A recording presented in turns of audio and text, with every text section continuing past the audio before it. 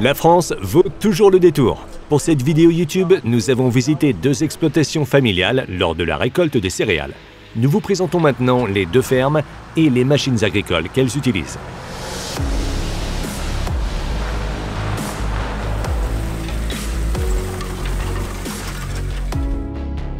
La SARL Leroy-Sébastien est basée en Normandie, dans le nord-ouest de la France. Sébastien s'occupe de sa ferme située dans la commune de Massé avec sa femme Bridget. En plus de leurs propres champs, qui s'étendent sur près de 200 hectares, ils proposent également des services de prestation. Le parc de véhicules regroupe 8 tracteurs John Deere.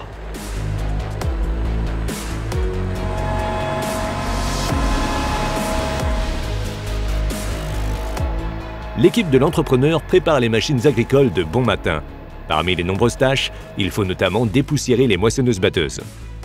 L'air comprimé permet d'éliminer la paille et la poussière logées dans les entraînements et les radiateurs. Bien sûr, le filtre à air est également nettoyé. À côté des petits travaux de réparation ou d'entretien et du plein de carburant, ces tâches font partie de la routine quotidienne avant une journée de récolte.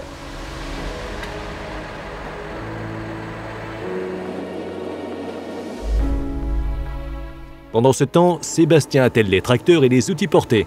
C'est le client qui décide, le type de travail qui sera effectué n'est donc connu qu'au dernier moment. Ce John Deere 7720 acheté en 2005 affiche aujourd'hui 8500 heures de service.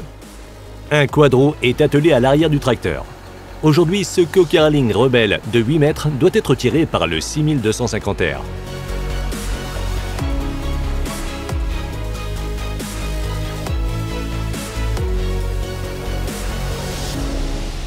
L'histoire de la ferme des Leroy remonte déjà à plus de 100 ans. Mais ils n'ont commencé réellement à proposer des travaux de prestation qu'au cours des 15 dernières années.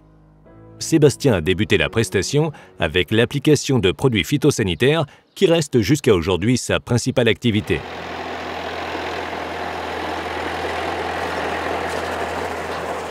L'exploitation engraisse aussi des taurillons de race charolaise depuis bien plus longtemps. Les veaux qui arrivent à l'âge de 8 mois environ sont engraissés jusqu'à l'âge de 20 mois afin d'atteindre un poids d'environ 780 kg. Les 270 animaux au total se partagent 3 étables. Les taurillons, qui ont parfois un fort tempérament et sont très joueurs, sont élevés sur paille.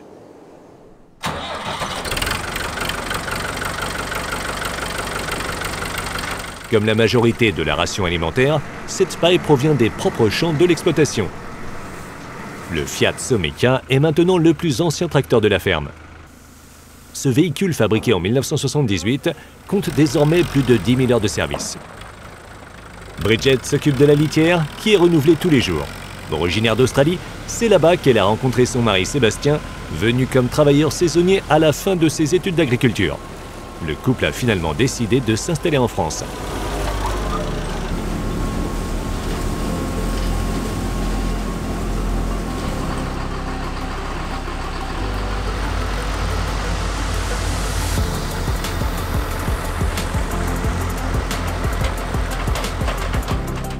Puisque la météo reste stable et que les travaux sont bien avancés, l'équipe se réunit pour discuter des tâches à venir en prenant une pause café bien méritée. Les enfants Leroy, Jasmine et James, y participent volontiers.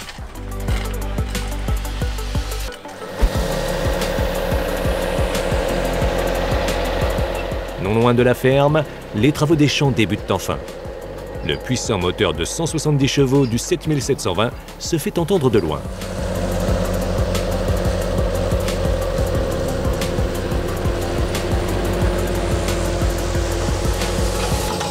Après la récolte des céréales, le champ doit être semé avec une culture intermédiaire de trèfle. Le co-carling quadro n'est utilisé que ponctuellement pour travailler certaines zones humides, ainsi que pour ameublir les ornières au niveau des tournières. Cette machine très robuste de 4,60 m de large, fabriquée en 2004, est équipée pour cela de pointes fissuratrices.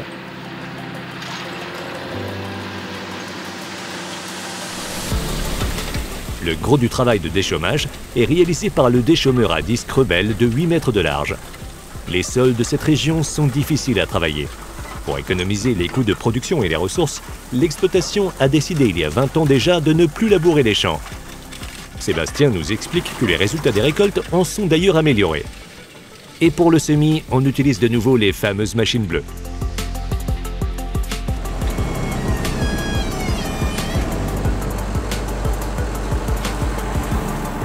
Le semoir à dents Ultima CS est particulièrement adapté aux semis après déchômage, mais de manière générale, il est très polyvalent. Le large éventail de travaux que la machine peut réaliser était définitivement un facteur de décision pour l'entrepreneur lors de son achat. L'exploitation se sert principalement de l'Ultima CS pour semer le colza, le blé et l'orge. Mais quelques hectares de pois, de févrole et même de maïs ont déjà été cultivés avec la machine. Le semoir à disque V2, que l'exploitation utilise beaucoup pour ses services de travaux agricoles, n'est pas de sortie aujourd'hui. Au fil des années, Köckerling a perfectionné sa technologie de dépôt des semences d'après la méthode du suivi des contours avec un galet passant avant la dent.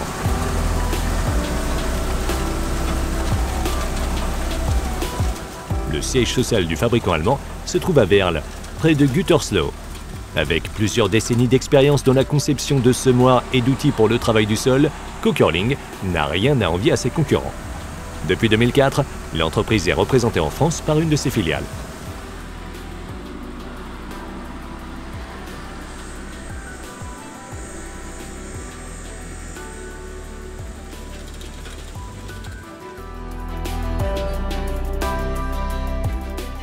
Situé près de Sées, en Normandie, le site est bien desservi et sert à fournir des pièces détachées et divers services aux concessionnaires.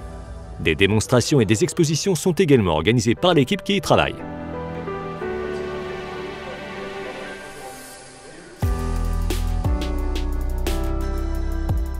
Parmi les quelques 40 pays où Köckerling vend des machines, la France est son principal importateur.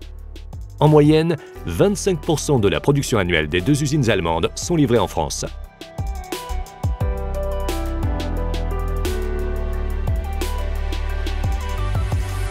Dans le pays, les largeurs de travail utilisées varient de 3 à 14,50 m. Les outils légers comme l'Allrounder, qui permettent d'obtenir de bons résultats même à une faible profondeur, sont actuellement beaucoup demandés. Nous avons pu filmer l'Allrounder Flatline lors de son arrivée en Normandie, près de Limeux, à la ferme de la famille Kubler.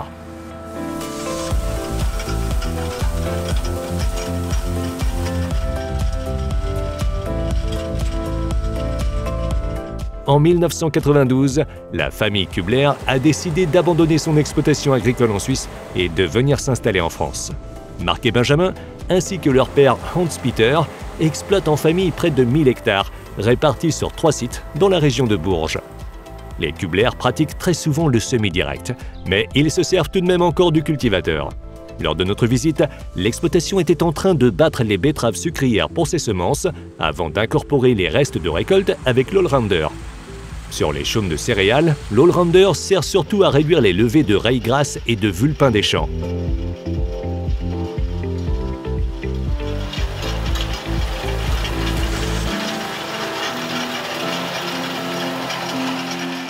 Vous pouvez en découvrir plus sur l'exploitation de la famille Kubler dans notre long métrage « L'agriculture en Europe », disponible en DVD et en streaming 4K. Pendant ce temps-là, les moissonneuses-batteuses de Sébastien Leroy tournent à plein régime en Normandie. Ces moissonneuses John Deere de série T sont équipées de barres de coupe de 7,62 m de large. L'équipe de récolte peut faucher 40 à 70 hectares par jour avec les deux machines.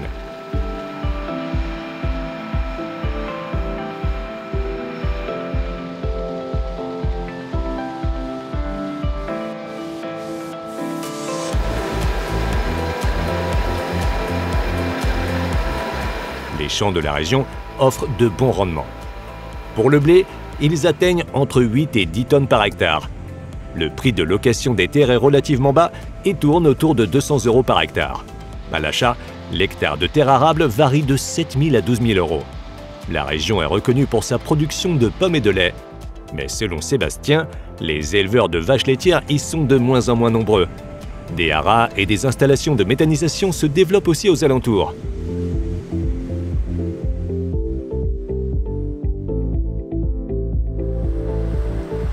En fin d'après-midi, Sébastien se met en route avec la presse à balles rondes. La paille est utilisée pour nourrir ses taurillons d'engraissement. La France n'est pas seulement leader dans l'Union européenne en matière de production agricole, c'est également le pays qui achète le plus de tracteurs parmi ses voisins. Avec environ 25% des ventes, John Deere est le leader du marché. New Holland et Fendt le suivent de près.